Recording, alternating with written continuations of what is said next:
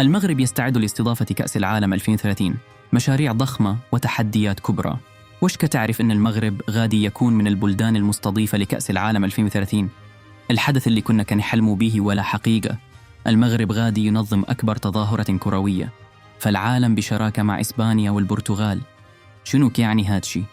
وشنو المشاريع الضخمة اللي كتوجدها البلاد باش تكون فالواجهة العالمية؟ بقاو معانا حتى النهاية باش تعرفوا التفاصيل الكاملة. كيفاش المغرب حصل على شرف الاستضافة؟ الفيفا اختارت ملف المغرب، إسبانيا، البرتغال بسبب قوة البنية التحتية والموقع الاستراتيجي ديال الدول الثلاث. المغرب غادي يكون ثاني بلد إفريقي يستضيف المونديال بعد جنوب إفريقيا 2010. هذه الشراكة غادي تسمح بتوزيع المباريات بين القارات وتعطي تجربة فريدة للمشجعين. واش المغرب غادي ينظم مباريات حاسمة؟ بعض المصادر كتأكد أن المغرب غادي يحتضن مباريات دور المجموعات، ربع النهائي وحتى نصف النهائي. الملاعب المغربية بحال مركب محمد الخامس، ملعب مراكش وملعب أكادير غادي تعرف تحديثات ضخمة باش تستقبل هذا العرس العالمي. إدراج صور للملاعب اللي غادي تحتضن المباريات. 2. المشاريع الضخمة اللي كتوجدها البلاد. استثمارات بالملايير. الحكومة المغربية علنت على مخطط استثماري ضخم باش تجهز البلاد للمونديال. تطوير المطارات الكبرى بحال مطار محمد الخامس، مطار مراكش المنارة، ومطار طنجة الدولي باش يكونوا في مستوى عالمي. توسيع الطرق السريعة والسكك الحديدية وزيادة عدد القطارات. فخط البراق اللي كيربط الدار البيضاء بطنجة البنك الإفريقي للتنمية وافق على قرض بقيمة 56 مليون يورو باش المغرب يطور البنية التحتية.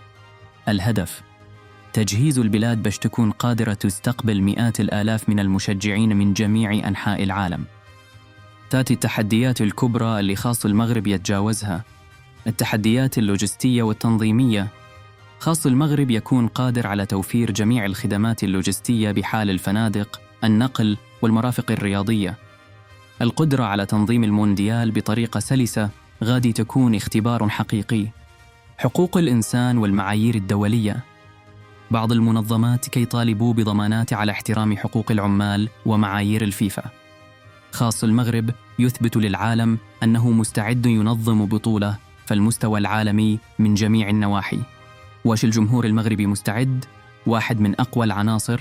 فالمونديال غادي يكون الحماس ديال الجماهير المغربية.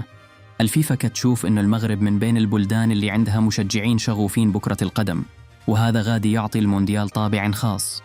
إدراج تصريحات لبعض الصحفيين والخبراء حول التحديات اللي كتواجه المغرب. 4. واش المغرب قادر ينظم أفضل نسخة من كأس العالم؟ شنو رأيكم في استضافة المغرب لكأس العالم 2030؟